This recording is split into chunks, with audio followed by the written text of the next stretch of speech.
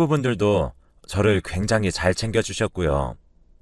특히 그 집에는 두 남매가 있었는데 첫째가 따님이고 둘째가 아드님이셨어요. 아드님은 종종 저를 괴롭히기도 하셨는데 그때마다 따님이 자신의 동생을 혼내며 저를 데리고 방으로 들어가 그때 귀했던 과자들을 저에게 몰래 쥐어주곤 하셨죠. 동생이 아직 철이 없어서 미안하다고 하시면서요. 그렇게 17살부터 25살까지 그 집에 식모로 일하면서 참 행복했네요. 그러다가 집에 어머니가 쓰러지셨다는 소식을 듣고 고향집으로 돌아가야만 했어요. 그때 사모님이 병원비에 보태라며 돈도 쥐어주시고 매번 틱틱거리기만 하던 아드님이 꼭 가야 하는 거냐며 그동안 고마웠다고 다정하게 말해줬죠. 저랑 동갑이었는데 처음으로 철든 모습을 본 것 같았어요. 주인집 식구분들이랑 인사를 하고 고향으로 내려와 1년을 어머니 병간호하고 공장으로 일도 하고 눈코 뜰 새 없이 바빴습니다. 어머니 병실에 간이 침대에 누워 쪽잠을 자고 아침이면 공장에 일하러 가고 1년을 그렇게 열심히 살다 보니 다행스럽게도 어머니의 몸이 점점 나아지셔서 병원 안을 산책하기도 하고 곧 퇴원도 앞둔 상태였죠. 그러다 병원에서 뜻밖의 사람을 만났는데 바로 제가 식모로 일하던 주인 댁의 아드님이었어요. 워낙 똑똑한 사람이었던지라 대학을 조기 졸업하고 의학 전문 대학원에 와서 의사가 되려고 한다고 하더라고요. 거기다 제 어머니가 입원하신 병원에서 지금은 실습 중이라고 했어요. 일찍이 고향을 떠나 동갑내기 친구가 한 명도 없었는데 친구가 생긴 것 같아서 좋았네요. 이런저런 이야기를 하니 이제는 철도 다 들어서 전에 저에게 틱틱대던 모습은 하나도 보이지 않더군요. 그렇게 서로 연락하고 지내기로 하고 가끔씩 만나서 밥도 먹고 커피도 마시고 지냈어요. 진짜 친한 친구처럼요. 그러던 중 저는 방직 공장 일을 하면서 패션 디자인이라는 것에 관심을 갖게 되었고 그때 당시에 최고의 디자이너인 앙드레 김 선생님의 패션쇼 기사를 보고 너무 멋져서 동경심을 가지게 됐죠. 그래서 일하던 방직 공장에서 제가 디자인해본 패턴들을 관리자에게 보여주었는데 처음 몇 번은 보지도 않고 일이나 하라며 제가 보는 눈앞에서 종이들을 모두 찢어버리기 일쑤였어요. 저는 포기하지 않고 몇 번이고 다시 다른 디자인들을 보여주며 관리자에게 찾아갔어요. 그러던 어느 날 마침 공장에 들려 미팅을 하고 나가던 디자이너가 그 모습을 보고선 찢어진 제 디자인들을 주어서 조각들을 맞춰서 유심히 보는 거예요. 또 안 좋은 소리 듣겠거니 싶었는데 예상치도 못한 말이 그분의 입에서 나왔습니다. 본인이 그린 거예요? 이거 말고 다른 디자인들도 제대로 그려서 저한테 들고 와보세요. 이러더니 자신의 명함을 저한테 쥐어주고선 떠났습니다. 저는 그게 꿈인가 현실인가 싶었죠. 어찌됐건 저는 신이 나서 공장 일이 끝나고 밤을 지새우며 디자인을 했는데 너무 떨려서 사실 잠도 안 왔어요. 제가 한 디자인을 들고서 주말에 서울에 있는 그분 사무실까지 갔어요. 사무실에 도착하니 생각보다 많은 사람들이 있더군요. 옷도 여기저기 널브러져 있고 천도 가지각색이었습니다. 눈이 동그래져서 사무실을 보고 있으니 직원이 앉아서 기다리라고 하더군요. 잠시 기다리니 저에게 명함을 주고 간 디자이너가 왔어요. 그리고선 자신에게 여기서 본격적으로 디자인을 공부해보는 건 어떻겠냐고 제안했죠. 굳이 아무것도 모르는 저를 데리고 일하겠다는 것도 사실 잘 이해가 가지 않았어요. 그렇지만 저에겐 다시 오지 않을 기회였기 때문에 돈은 조금 빠듯해졌지만 그래도 나름 디자인을 정식으로 배운다는 것이 더 중요했어요. 처음으로 가진 꿈이었으니까요. 그래서 저는 엄마의 퇴원을 앞두고 다시 서울로 올라오게 되었습니다. 어디서 먹고 자고 해야 할지 하숙이라도 찾아봐야 하나 고민이었던 찰나 전에 일하던 집 사모님에게서 먼저 연락이 왔습니다. 제가 서울로 다시 올라간다고 하니 그 집 아들이었던 영수가 자기 집에 말해서 저를 자기 집에서 살게 하는 건 어떠냐고 한 거죠. 물론 아예 공짜로 살게 해주는 건 아니고 방세로 돈도 아주 적게 받으시겠다고는 하셨습니다. 거의 받지 않는 수준이었어요. 식모살이 할 때부터 저를 늘 잘 챙겨주시고 제가 잘 방을 미리 예쁘게 꾸며놓고 저를 기다리고 계셨는데 이제는 자기가 밥을 해주겠다고 하시면서 제가 어릴 적에 좋아했던 반찬들을 어쩜 그리 다 기억하시는지 알뜰하게도 친엄마처럼 저를 챙겨주셨어요. 덕분에 편하게 일을 다니기 시작했어요. 회사에서 생각보다 일도 빨리 적응하고 사장님이 많이 챙겨주셔서 디자인도 많이 배웠습니다. 그렇게 몇 년을 일하다가 사장님과 다른 몇몇 디자이너분들이 함께 패션쇼를 열었는데 저나 다른 직원 언니도 정식으로 이름을 올리지 못했지만 매일 밤을 새워가며 함께 준비했었고요. 이름은 사장님만 올라갔지만 저희의 디자인도 섞여 있었기 때문에 직원들도 뿌듯해했어요. 하지만 그때부터 사장님은 저희의 디자인들을 마음대로 가져다 쓰며 자신이 만들어낸 것 마냥 행세를 하고 다녔는데 특히 제 디자인이 그 중에 가장 많았죠. 당당하게 자신의 것처럼 인터뷰도 곧잘 하셨고 보다 못해 저는 사장님께 찾아가 이제 디자이너로 제 이름을 알리고 싶다고 말씀드렸어요. 쇼를 준비하시는 건 혼자 하시던가 아니면 참여한 사람들 이름 모두 올려달라고 했지만 사장님은 코웃음을 치며 지금까지 디자인들이 찬사를 받아온 건 저의 디자인 때문이 아니라 자신의 명성 덕인데 저에게 건방지다고 나가라고 했습니다. 조용히 있으면 저에게 언젠가 기회를 줄 테니 그때까지 가만히 있으라고 했죠. 지금까지의 제 디자인을 가로채놓고 그렇게 말하니 너무 우스워서 홧김에 저는 이런 사장 밑에서 일하기 싫다며 회사를 그만둬 버렸네요. 이제 경력도 쌓였겠다. 이곳이 아니라도 일할 곳은 많다고 생각했거든요. 하지만 현실은 그리 녹록지 않았습니다. 이미 사장이 업계의 소문을 싹 다 내버린 후였거든요. 어딜 가도 제가 일한 경력을 쳐주지도 않았고 저에게 면접의 기회조차 주지 않아서 한 달 동안 서울에 있는 모든 회사에 문을 두들겨 보았지만 결과는 참담했죠. 그러던 중 함께 일하던 언니에게서 전화가 왔는데 전화가 와서 하는 말이 이제 이쪽 일은 접으라며 걱정하듯이 말하더군요.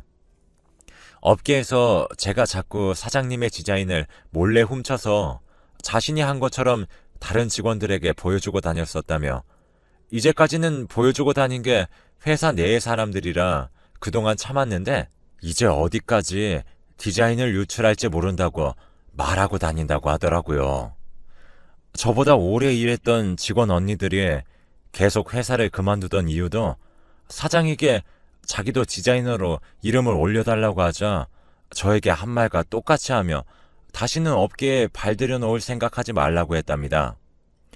다른 직원분들이 말하는 건 모두 묻혀버리니 저도 몰랐던 거죠. 어찌됐건 업계는 좁고 이미 저에 대한 소문이 그렇게 나버렸으니 한동안은 다시 취업하기는 어려울 거라고 했고 자신이 이 이야기를 해줬다는 이야기는 비밀이라고 하고선 언니는 전화를 끊어버렸습니다. 그 말을 들은 저는 도저히 참을 수가 없어 그 길로 회사로 향했고 회사에 도착하니 또 저처럼 아무것도 모르는 직원 하나를 그 사이에 새로 뽑았길래 저는 그 직원 보란 듯이 사장에게 소리 지르고 사장실을 뒤집어 엎어버렸습니다.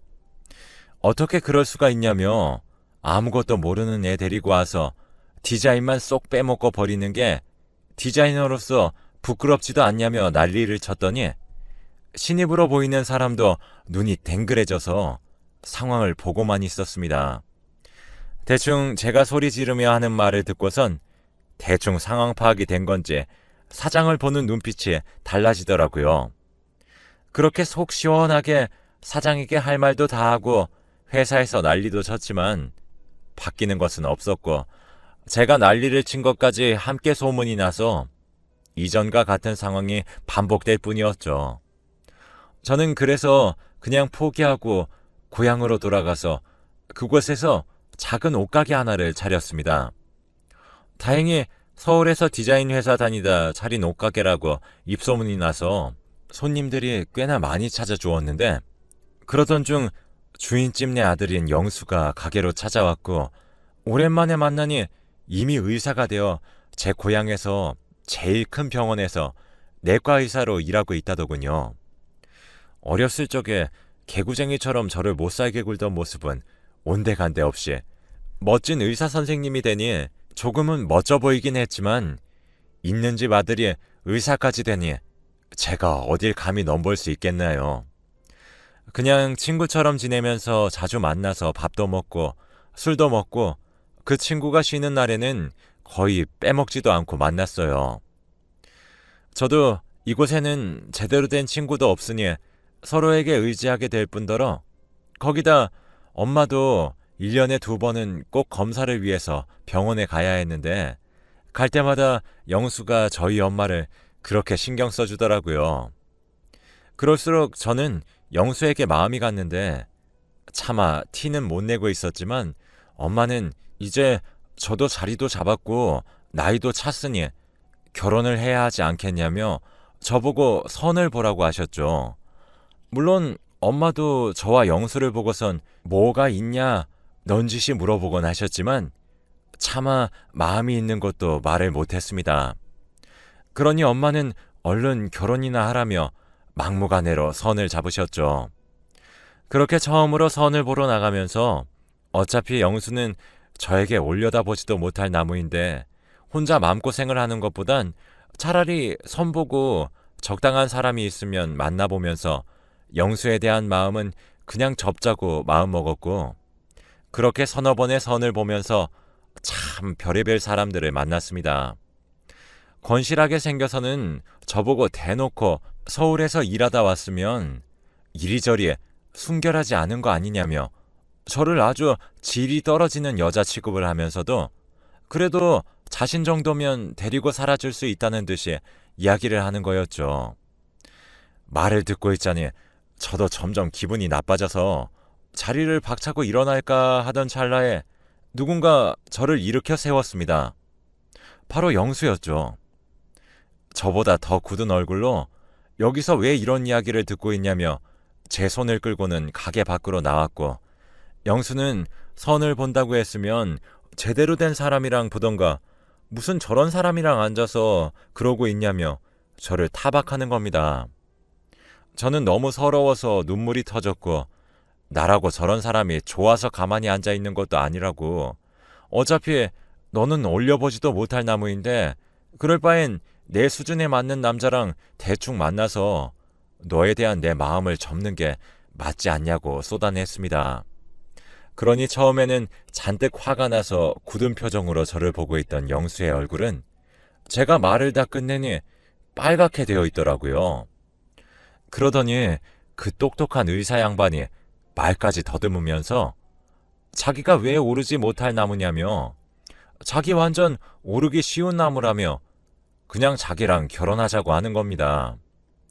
저는 그 말에 울음도 뚝 그치고 눈만 동그래져서 영수를 바라보았더니, 영수도 부끄러워하면서 이 정도면 사귄다고 말만 안 했지 사귄 거나 다름없으니 이제 결혼하자고 했죠. 어안이 벙벙했었지만 저는 망설임 없이 좋다 했고, 바로 양가 부모님께 인사도 드리고 결혼도 했습니다. 혹시 제가 며느리감으로 마음에 들지 않으실까 걱정했는데, 워낙에 인품이 좋으신 분들이라 시부모님은 물론 이제는 시누이가 된 언니도 저를 너무 좋아해 주셨는데, 알고 보니 영수가 제가 고향으로 떠나고 나서 갑자기 제 고향이 어딘지 묻더니 그곳에 있는 의학 전문 대학원에 간다고 했을 때부터 다들 눈치채고 있으셨다고 해요. 그래서 언제쯤 저를 데려올까 기다리고 계셨답니다. 그렇게 저는 너무 행복한 결혼 생활을 시작했고, 아이도 둘이나 낳아 오순도순 잘 키우기 시작했지만, 아이들이 중학교에 들어갔을 무렵에 시어머니에게 치매가 찾아왔어요. 아버님도 일을 하시니 바쁘시고, 저희도 서울까지 자주 찾아가지 못하니까 증세가 이미 심해질 대로 심해지고 나서 알아차렸습니다. 그렇게 교양이 있으시던 어머니가 일주일에 한두 번은 소리를 지르시면서 온갖 물건들을 모두 집어 던지신다고 하셨죠. 아버님은 저희에게 알아서 할 테니 신경을 쓰지 말라고 하셨지만 어머님에게 입은 은혜가 얼마인데 가만히 있을 수는 없었고, 그래서 저희가 서울로 올라가서 어머님을 보살펴드리면 어떨까 남편에게 말하니 제가 먼저 그렇게 말해주니 너무 고맙다고 하며 남편은 서울로 취직할 병원을 알아봤죠. 그렇게 저희는 다시 서울에 그 집으로 돌아오게 되었습니다.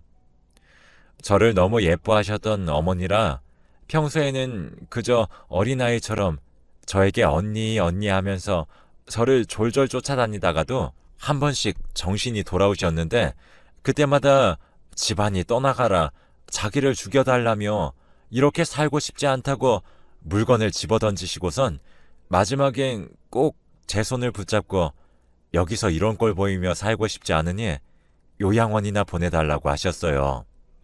그럴 때마다 그런 생각도 하지 마시라고 말렸지만 어머님은 제가 요양원을 보내지 않겠다고 할 때마다 저에게 손찌검도 서슴지 않으셨죠. 여기서 이런 꼴을 보고 있으니 재밌냐며 손이 닿는 대로 휘두르셨지만 다시 또 정신을 놓으시면 누가 이렇게 만들었냐며 제 상처에 입김을 호호 불어가며 약을 발라주겠다고 하시는 어머님을 보고 있으면 몸은 너무 힘들었지만 어머님에게 받은 은혜를 갚기 위해서는 이런 방법밖에 없다 생각했어요. 그러던 중 제가 한 번은 어머님을 가정부 아주머니에게 부탁드리고 장을 직접 보러 간 사이에 어머님이 집을 나가셨다고 합니다. 가정부 아주머니도 화장실 청소한다고 잠시 한눈을 판 사이에 정신이 드셨는지 집 밖으로 나가신 거죠. 곧장 경찰에 신고해서 온 동네를 뒤졌지만 어머님은 어디서도 찾아볼 수 없었고 차마 아버님과 남편을 볼 면목이 없었어요. 대놓고 뭐라 하시진 않았지만 저를 원망하는 것이 느껴졌습니다. 하루가 지나도 어머니를 찾지 못해 다음날 바로 전단지를 만들어 뿌리기 시작했고 다행히 3일째 되는 날 경찰서에서 어머님을 찾았다고 연락이 왔습니다. 부랴부랴 달려가니 어머님을 데리고 오셨다는 분과 함께 나란히 경찰서 한쪽에 앉아 계셨는데 가만 보니 저희 어머님을 발견하셨다는 분은 바로 이전에 제 디자인을 마구 쓰던 회사의 사장이었습니다. 경찰서에 함께 간 남편과 아버님은 사장의 손을 꼭 붙잡고 정말 감사하다며 몇 번의 인사를 하는 동안에도 저는 멀찍이 서서 간신히 들릴 정도의 목소리로 감사하다고 했을 뿐이었어요. 그런 저를 보고 이상하다 생각한 남편은 어머님을 찾아서 경찰서까지 데려다 주신 분인데 왜 그렇게 표정이 떨떠름하냐며 물어봤고 저는 나중에 말해준다고 하고선 얼른 어머님을 집으로 모셔와 씻겨드렸습니다. 하지만 어머님은 그 사이에 무슨 일이 있으셨는지 이전과는 다르게 힘을 써가면서 저를 거부했고 결국엔 가정부 아주머니가 씻겨드렸습니다. 그 이후로는 매일이 전쟁이었어요. 어머님은 계속 저를 거부하셨고 저는 어머님을 챙기기 버거웠는데 가정부 아주머니도 그 일이 버거우셨는지 결국 그만두셨습니다. 하는 수 없이 저희는 새로운 가정부를 구해야 했는데 새로운 가정부로 온 사람은 다름 아닌 그 사장이었습니다. 아무것도 모르는 남편과 아버님은 찬성이라며 두 손 들고 환영했지만 저는 당한 일이 있기에 여전히 찜찜했어서 남편에게 다른 분으로 구하면 안 되냐고 하니 왜 또 그러냐며 이유를 말해달라고 했어요. 전 이전에 있었던 일들을 모두 말해 주었더니 그걸 들은 남편은 그럴 사람이 아닌 것 같아 보인다고 말끝을 흐리더라고요. 결국엔 다른 사람을 구해보기로 하고 여기저기 일을 하려는 사람이 없는지 구해봤지만 이미 치매 노인을 챙겨야 하는 일이 힘들다고 소문이 났는지 나서는 사람이 아무도 없어서 결국에는 사장을 가정부로 쓰기로 했습니다. 사장은 제가 그렇게 회사에 찾아간 후에도 계속 똑같은 짓들을 하다가 결국에는 소문이 나서 아무도 회사에서 일을 하려는 사람이 없어서 결국 망했다고 하더라고요. 그 이후로 저렇게 가정부 일을 하기 시작했다고 합니다. 어머님도 사장을 좋아하셔서 다시 일하는 게 수월해졌고 이제는 점점 제정신으로 돌아오시는 일도 드물어졌습니다. 사장에게도 그때 그 일을 미안했다고 사과도 받았습니다. 사과도 받았고 어머님에게 너무 잘해주어서 사장과의 사이도 좋아지는 듯 했지만 그것도 다 거짓말이었어요. 매일 저에게 방에서 쉬라고 하는 동안에 저는 집에서 점점 집안일도 거의 하지 않고 모두 가정부에게 시켰죠. 유일하게 하던 어머님을 돌보는 것마저 이제 어머님이 저를 거부했으니까요. 그러다 우연히 화장실 앞을 지나가다가 안에서 말소리가 들려 멈춰 무슨 이야기인지 들어보니 정말 가관이더군요. 제가 일부러 어머님을 버린 거라며 제가 이 집을 차지하려고 일부러 어머님을 집 밖으로 내쫓으려 한다고 말하는 겁니다.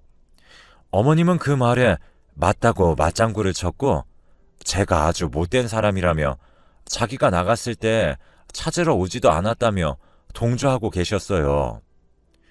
처음 집에 다시 돌아오셨을 때는 제가 바로 찾으러 오지 않아 제가 미워서 조금 심술을 부렸을 뿐인데 그 이후 가정부로 들어온 사장이 계속 제가 일부러 그런 것이라며 어머니를 세뇌시킨 거죠. 그러니 날이 갈수록 어머니는 저를 싫어하게 된 겁니다. 그걸 들은 저는 사장이 착하게 변했을 거라고 착각한 제 잘못이라고 생각했지만 가만히 두고 보진 않았죠. 바로 아버님에게 알리고 사장을 잘라버렸습니다. 다시는 얼씬도 하지 말라고 소금까지 뿌려서요. 어머님은 저를 계속 거부하셨지만 저는 노력하다 보면 마음이 돌아오실 거라 믿으며 지극정성으로 돌봤지만 이미